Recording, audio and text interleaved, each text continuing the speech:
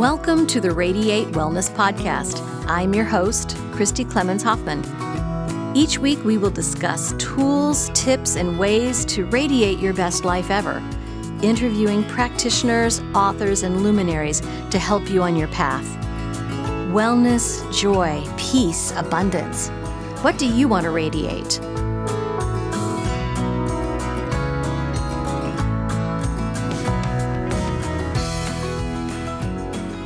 Hi, and welcome to the Radiate Wellness Podcast.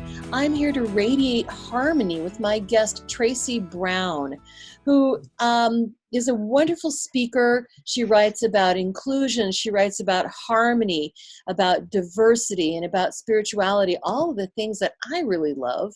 Welcome, Tracy. Thank you for joining me today and under such weird, bizarre circumstances.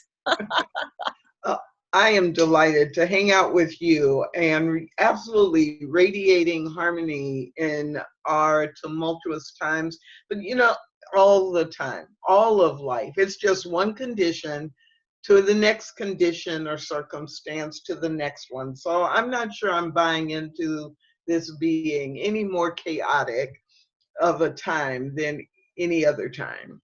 Thank you so much for that perspective. It is greatly appreciated. Of course, we are recording this on March, what is it today? The 16th, March 16th. And you were going to be speaking here in Kansas City, in the Kansas City area, about spiritual leadership. And we were also excited about that. And of course, it got canceled. So I do want to hit on the spiritual leadership aspect of it. And I do appreciate you reminding me that these are times. They're neither crazy nor bad. They're times. So thank you. I'm disappointed that you were not here to talk this weekend, but I'm so glad to catch up with you in this format. So Tracy, for those who don't know your work, what would you say is your focus that you work on? So the way I normally summarize who I am and what I do the most concisely is I'm an expert at building bridges between individuals and groups that are different from one another. And my goal is to not only be able to do that, but to help other people do that as well. So that then translates into a lot of things in, different conversations. I'm an expert on diversity and inclusion, and I do work in corporate settings and with professional associations. I do a lot of work in spiritual communities with leadership and with volunteers who are trying to work with people who are different from them. And so that covers all the ways we're different from one another, whether that's race and ethnicity or generational with age or gender or physical abilities and disabilities, language, religions. It's like we constantly, every day, must interact with people who are different from us, and we generally don't learn how to do that growing up. We don't, do we? And it seems that we're just increasingly polarized and not coming together to understand each other's viewpoints. Yeah, and that polarization, there's always the potential for that because we are different from one another and we don't understand each other. But it has seemed to increase more in recent years.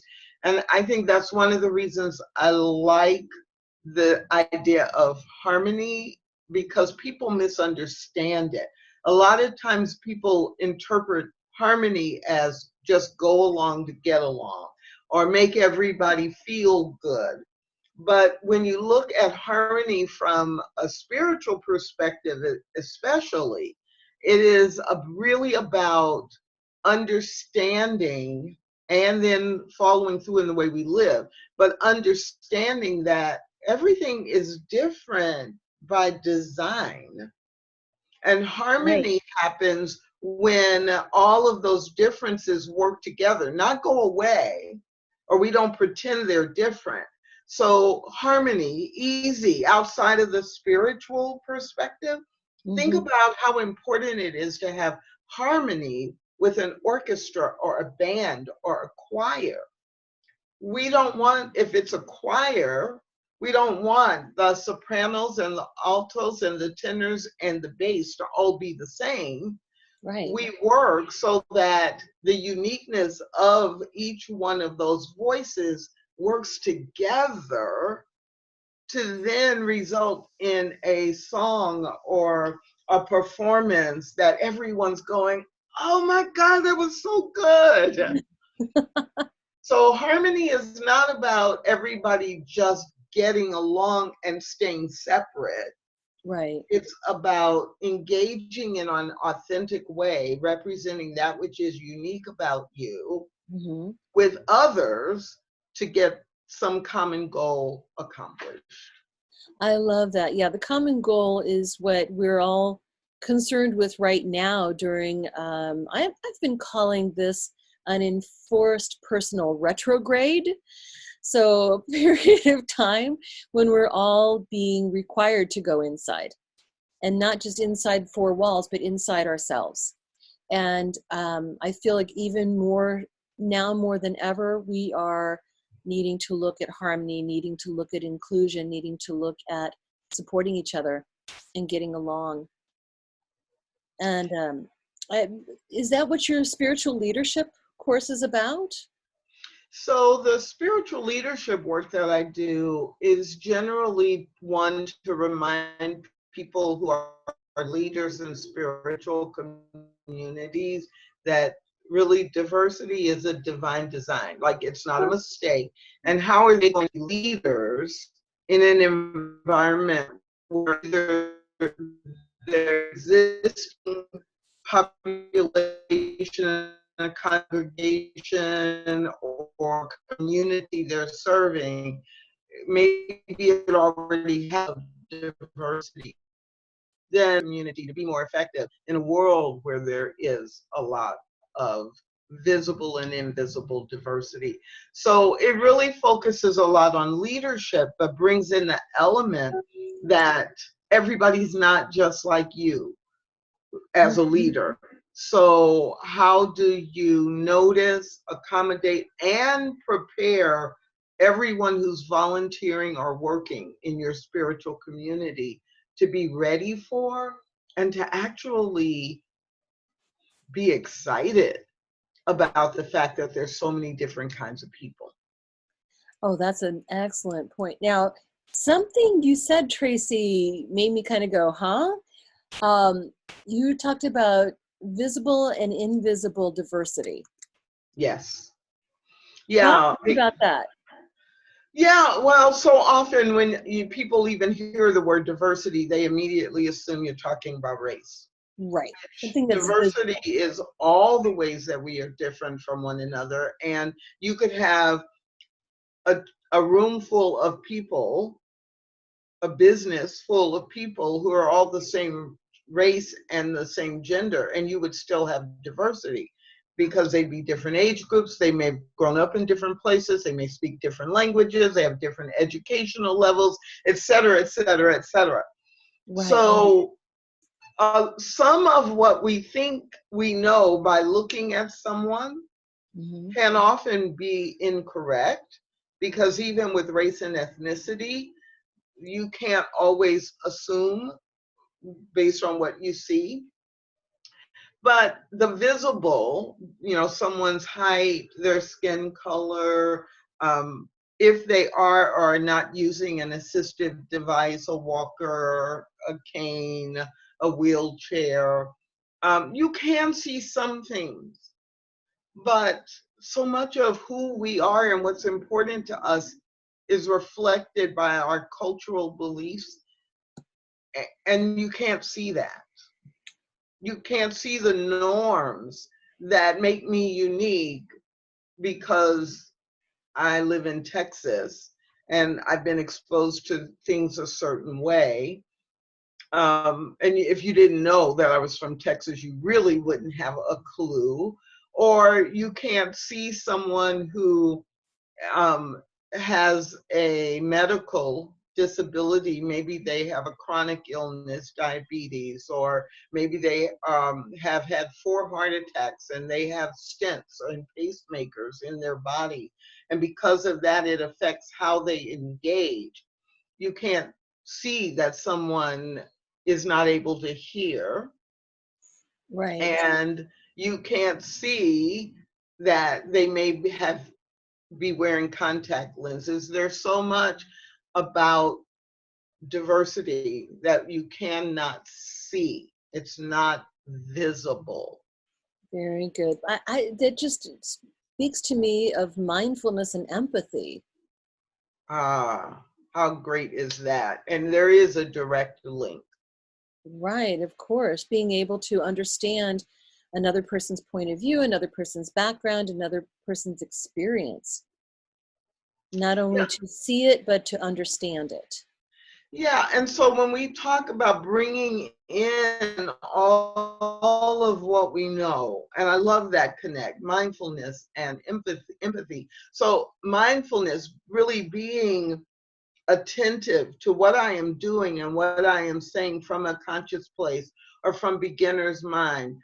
You know, even though in the course of a day I might interact with or engage with several hundred people, if I am mindful as I meet someone new, if I am mindful as I am in the grocery store and noticing the line is long and the cashier is a little irritated, if I bring my mindfulness to that and really see that cashier as a whole person and as a person worthy of my respect, then I'm going to speak to the cashier differently. I'm going to ask the cashier a different question. I may say, "How are you?" but I'm actually listening to the answer, not just expecting that person to say, "Fine," and then I just keep going.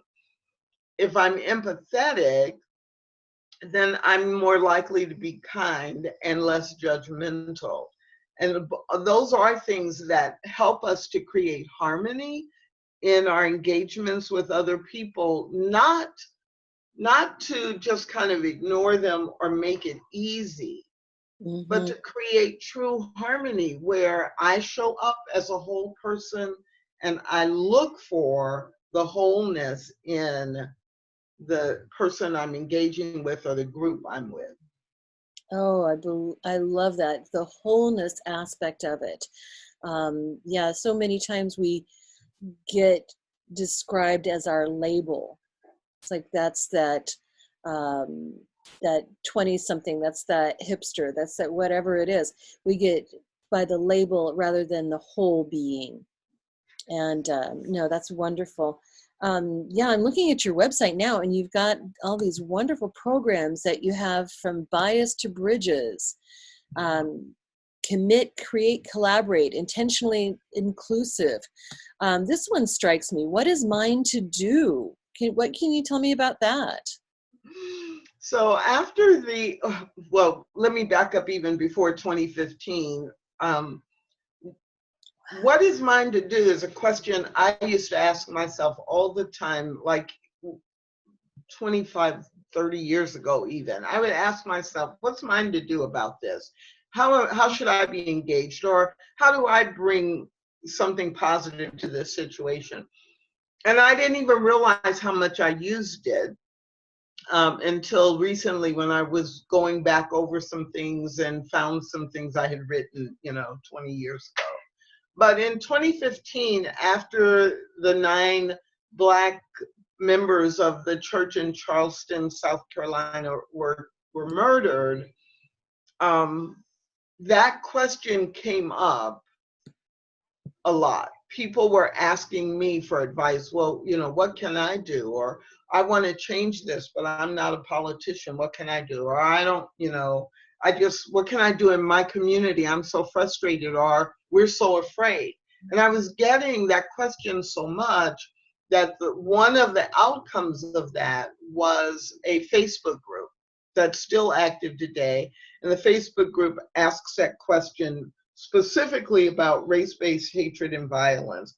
What is mine to do to respond to race-based hatred and violence? What is mine to do to remove or eradicate race-based hatred and violence? And so what is mine to do is a Facebook group. I've done a TEDx talk with that title, and spend part of every week, myself and with a couple thousand people who are in the group, really exploring that, making sure we educate ourselves about what's going on in the race-based climate in the United States and the world, educating each other about information we may not know, and then doing some problem solving and some webinars and things like that. But the primary focus is everyday people from all walks of life constantly keeping that question in the forefront of their mind. What's mine to do to reduce race-based hatred and violence, or to respond to it? So yeah, the Facebook group, it's a public group. Anybody can participate. And for example, in the month of March, because it's Women's History Month, we had a couple of us had a conversation about the fact that, you know, it's Women's History Month. You can expect that you're going to see things about, you know, these 5 or 6 women from history. And that often other people, other women who are featured are almost always white. Or if they are a woman of color, they're going to be Oprah, you know, the Williams sisters in tennis. It's going to be the same 5 or 6.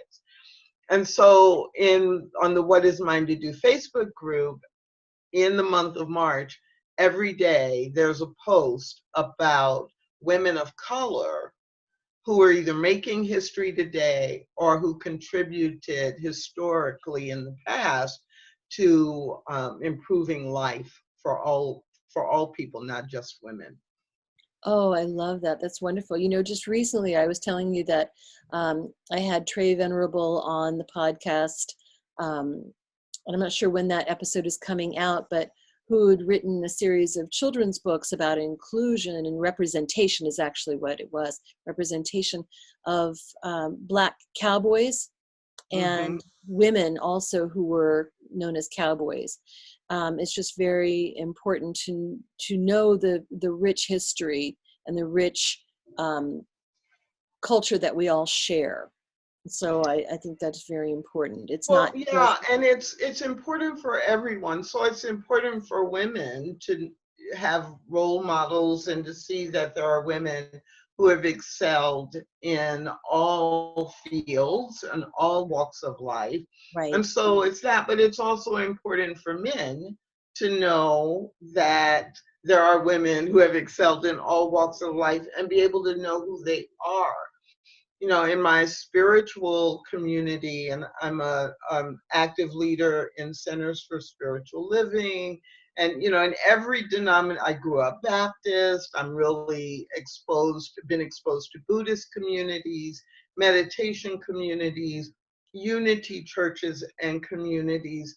And it's been really interesting for me, no matter what the community is and the spiritual system it is, unless it's one of the communities that or one of the denominations that actually was built by African Americans because they were not accepted in the larger group.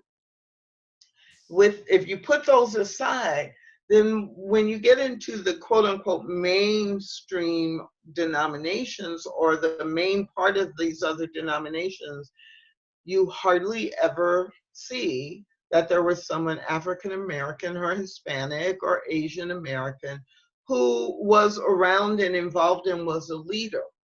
Good point. And there have always been men and women of color who were involved, who were leaders, who were ministers, who were, you know, providing leadership and education. And so I've noticed in the last few years how that's changing too. And it's not just for the people of color, Mm-hmm. although it's important for them to see themselves. It's for the white members to understand there have always been leaders Exactly. and to know their names the same way they know the names of, if you look at, I can name three people from the 1950s, and they're white. It's like, oh, well, if it's the 50s or 60s, there are going to be some names that are Black or Asian or Latino. Or Or, gay, or right, right, right. And the absolutely. same thing around sexual orientation. Absolutely. Right, absolutely. So, I mean, the notion of inclusion, the notion of harmony, of diversity is not new, but we are looking at it now. So how did you get into the field that you're in? I see you laughing. How did you get in? So was there an event? Was there a moment where you just said, okay, I got to do something? As well, okay, so you're looking at me and you can see that my skin is brown and yeah, I think I was trained to do this work from the moment I was born, or maybe Sure. even before I was born. But and of course, there are certain events that really stand out that I didn't know I was being prepared for this. But Mhm. when I was 2 years old, my family, which was an African American family, moved into what up until then had been an all-white neighborhood, and so I realize now I was, even at that young of an age, being groomed to learn how to be different and also build authentic relationships. Right, I had between 4 and 5 years old, had a neighbor, and learned I couldn't go inside her house because one of her parents and her grandparents would not let any Black kids, any Negro kids, into the house. They weren't really happy that I was playing with her outside in the yard. And I had to go to her yard. They would not let her come across the street to my yard. I had a friend like you when I was a kid that I could not understand. I remember asking if they would like, her and her brother would like to come in and watch a movie because my brother and I were going to watch a movie, and she said, I don't think we can. I said, it's okay, I'll go ask. And I was shocked when my grandmother said no. Yeah. So those kinds of things. In fourth grade, I was part of the group of students who helped to desegregate the schools in St. Louis, Mhm. Missouri.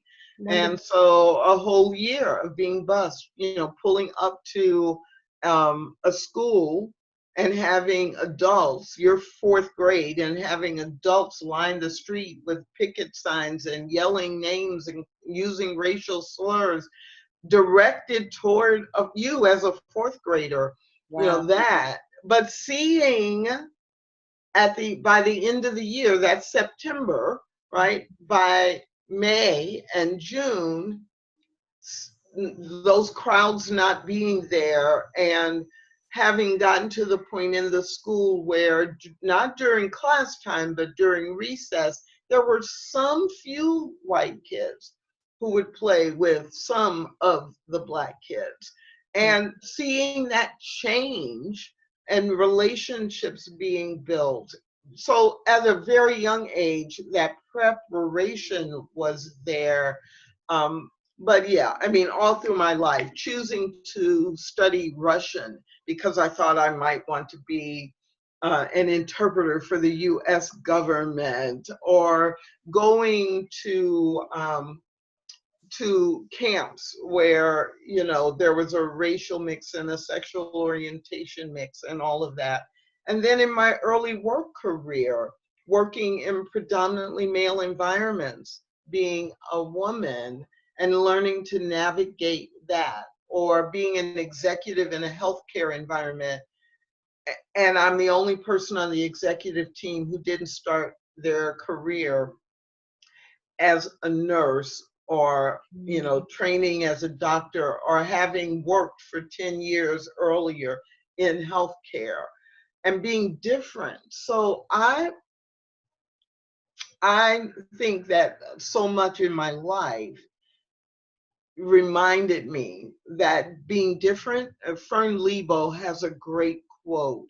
Most people are perfectly fine being different as long as their difference is not viewed as a deficiency. Mm. Right.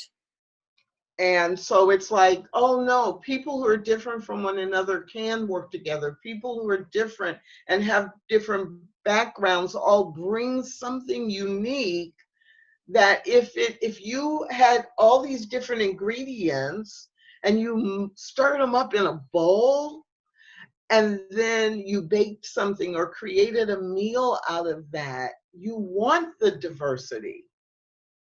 Mm-hmm. Mm-hmm. I think it's beautiful.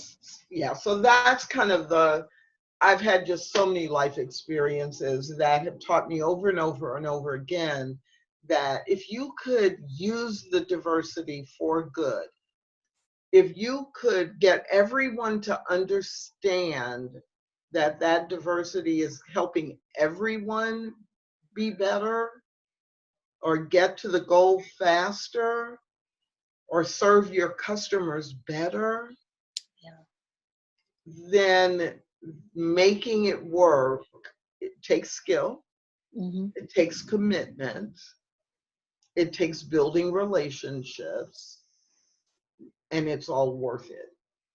It is all worth it. Hi, this is Christy. I just want to say that we here at Radiate Wellness hope you're enjoying this podcast. It's free to you, and we hope that you find it informative and inspirational. Heck, even fun. We have just 3 small asks of you to help us radiate growth. First, please hit the subscribe button on whatever platform you're listening on. That way, you'll receive a notification every time that we have a new podcast episode out. Next, please give us a thumbs up, a like, or a 5-star review. If you're feeling inspired, a positive review wouldn't hurt. These 2 small things will help others find us when they're searching for great podcasts. Finally, please tell your friends about the Radiate Wellness podcast. Better yet, show them how to find us and how to subscribe. If everyone did that, we would double our audience. Thanks a lot. We really appreciate it. Now, do you ever find those who are just not willing to listen, not willing to understand? And what do you do? Oh, every day. So there is, if anyone has ever done any statistical studies, they are, studying statistics, they know about the bell curve. Right.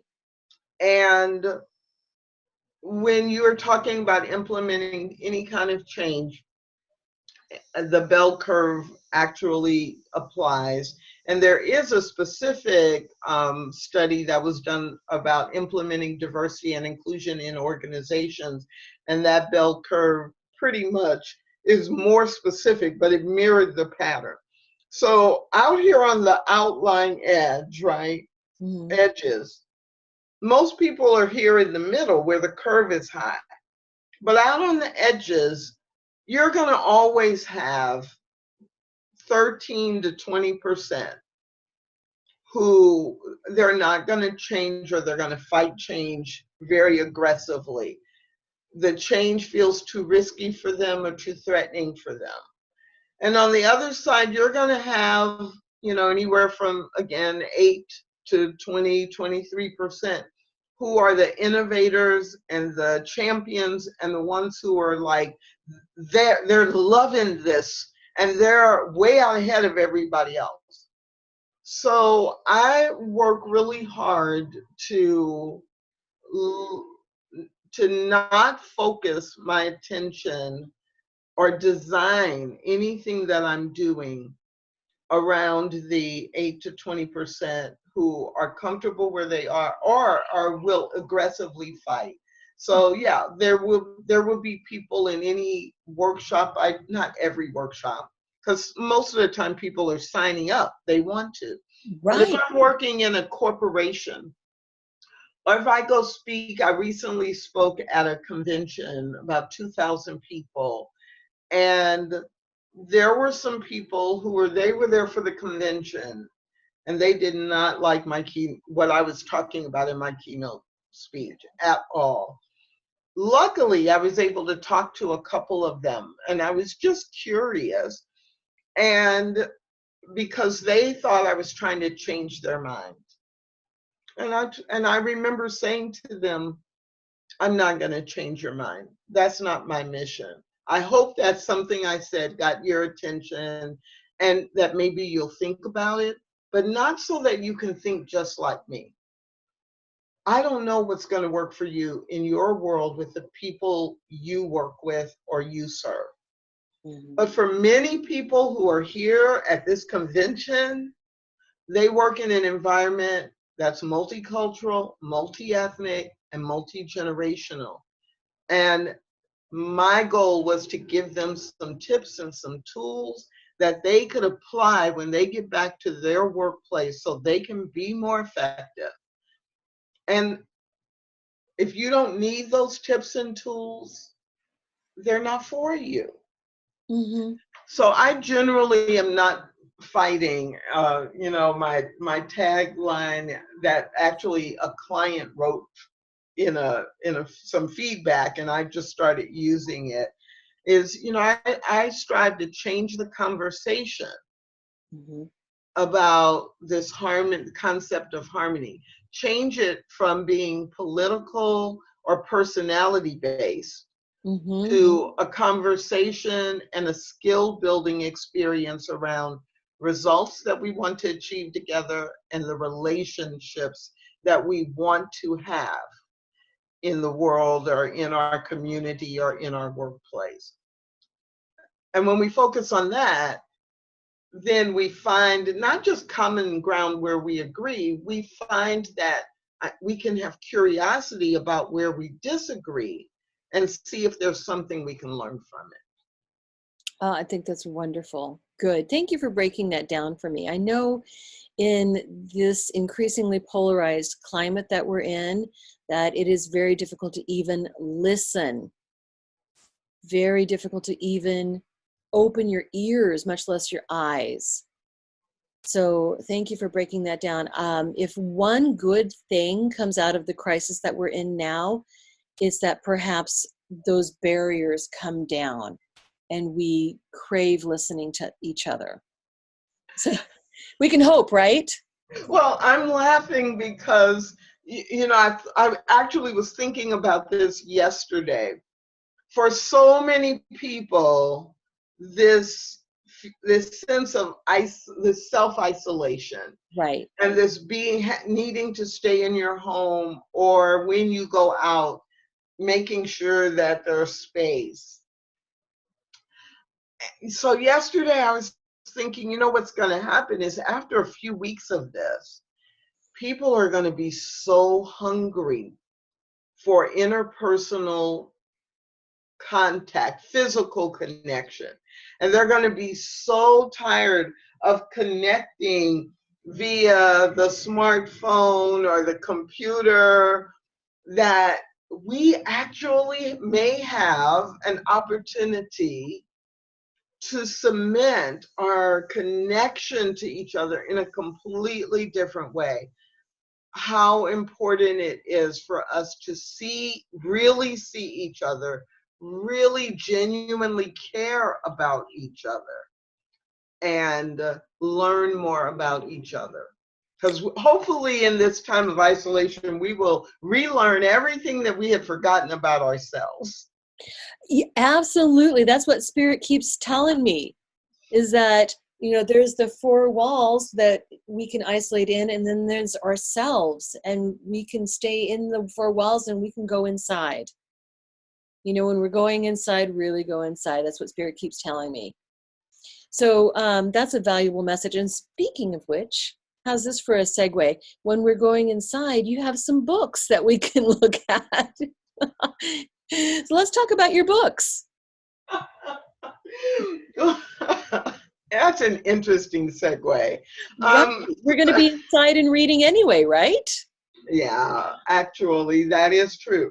So, my most recent book is the first in a trilogy, and it's called Stained Glass Spirit. And it is about creating spiritual communities, not just churches, but spirit-based communities where we recognize that oneness does not mean sameness. And it really does just focus on how do you have this conversation and definitions. What's the distinction between diversity and inclusion and oneness? And why should we care anyway? What's the difference between namaste and Ubuntu? And how can we use that to have relationships and to help everyone develop spiritually deep and resonant lives? The book before that was Mine to Do, which was What is Mine to Do? And it does bring us spiritual grounding into, wait a minute, race-based hatred and violence is happening all over the world, and it has risen, not decreased. So how can I understand this, and how can I bring my spiritual values and personal responsibility into creating the relationships I want to have where I live and where I interact? And then I think the Radiate Wellness audience actually might also be interested in a book that I wrote a few years ago. It's a collection of prayers and poems, and it's called I Turn to Prayer. And all three of them are on Amazon.com. So perfect. And they're on your website. And they're on my website too, on tracybrown.com or stainedglassspirit.net. Yes, so that's the one that I've been referring to, is stainedglassspirit.net. So there's no excuse not to find you out there. I am easy to find, even if you don't remember. Well, if you remember my name, tracybrown.com has links to everything. But yeah, if you can remember my name and don't even remember there's a website, it's like Tracy Brown, diversity, spirituality. Like, you put a couple tags there, right, and I'm gonna pop up. Right, absolutely. Now, tell me, the stained glass spirit, where does this title come from? Where does this concept come from of stained glass spirit? What does that mean? So the concept of stained glass spirit is, of course, connected to stained glass windows in this way. Imagine one of the most beautiful stained glass windows you have ever seen.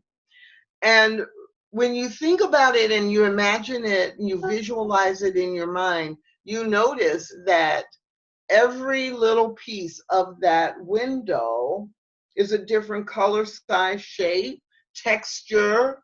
Right. And it's all held together by, in most cases, a black iron soldering or leading. Mm-hmm. So what if we could create spiritual communities where every individual person was supported in being and valued and being their best self? And the letting that held it all together was spirit. So that just what your spiritual community could shine with the brilliance of all these individual contributions and contributors, just the way that a stained glass window is brilliant and at its best when the sun shines through and highlights all the uniqueness.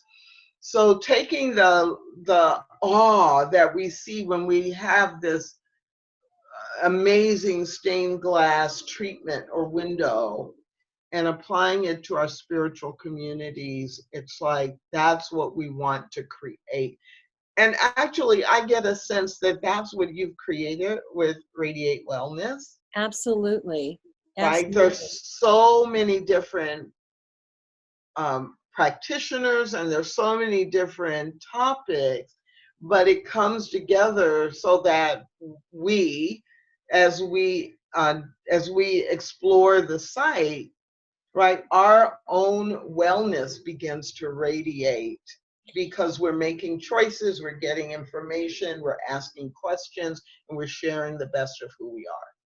Yes, I love the way you break that down. We're looking at our mind, body, spirit. We're looking at all aspects. We're looking at our energy. We're looking at our diet and lifestyle, as well as the stars that align around us. I love how you brought that all together, Tracy. And just like a stained glass window, each one of the pieces is distinct. It is Yes. separate. They don't blend. There is commonality and they all form part of a whole, but there's no blurring. We are each individual. And I love that image, that concept. And we started with Radiate Harmony. We did. And that's exactly what happens with that stained glass window. Mm-hmm. There is harmony of all the parts. There is harmony of the different textures, the different ways of showing up.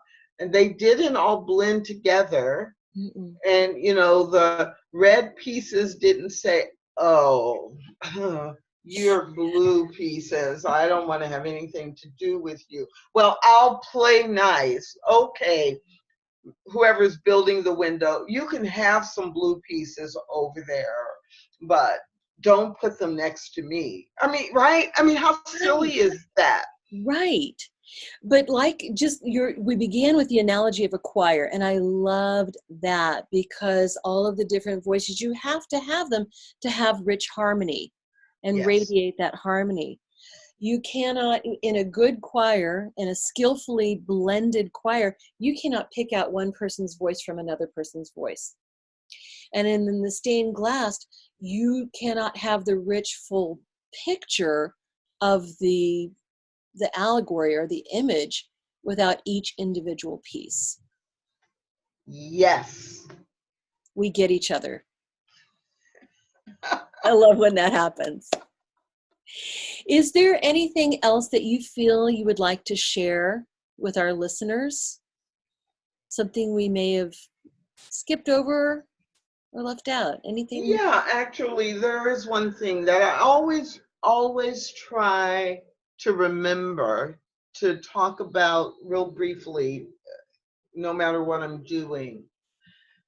Often people shy away from having conversations about the ways that we're different from one another. Right. They're uncomfortable, or they're afraid that they will offend someone because they don't know exactly what to say. And so I want to share two things. One, it all starts with each one of us individually. We each must take personal responsibility to build the kind of relationships that then add up to create a community that is a community of harmony, or a city or a state or a nation that is reflecting that harmony that we all so much want. So if I take personal responsibility, then it is up to me to find ways to get out of my comfort zone and to move into my learning zone. Yeah. And so because of that, the second thing that I always add, there's personal responsibility. And if you've been in my presence, I give you a learner's permit.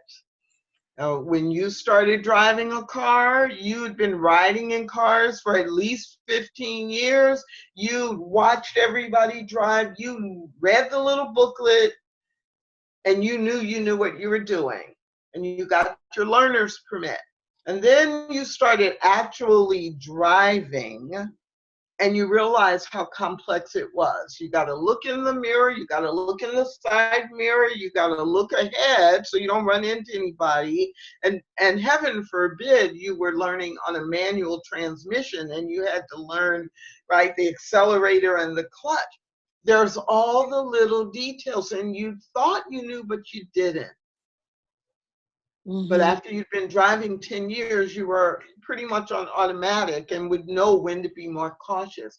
So I give you a learner's permit to actually ask questions, to recognize you don't know what you don't know. Right. And the only way you get better at it is by doing it, and you're going to make some mistakes. So the goal is not to never make a mistake. The goal is to learn how to recover when you make a mistake, and to surround yourself with people who can help you learn what you don't already know. Mm-hmm. No, that's beautiful. That's beautiful. Thank you so much. Tracy, it's been such a pleasure to talk with you. I feel like you're part of my ministerial team, and such a joy to learn from you and share an experience with you. If we were together in the room, I couldn't give you a hug, but I would give you a fist bump or an elbow, right? We'll dance. We'll just dance together across the miles. When all this is over, there's going to be such a party. Exactly. Such a party. Well, Tracy, thank you again for joining me today. It's been a real pleasure.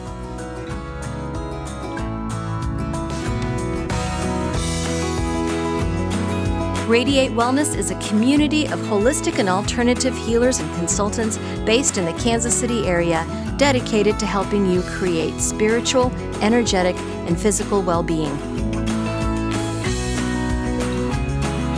To learn more about our practitioners, services, classes, and events, or to schedule an appointment, visit us at radiatewellnesscommunity.com.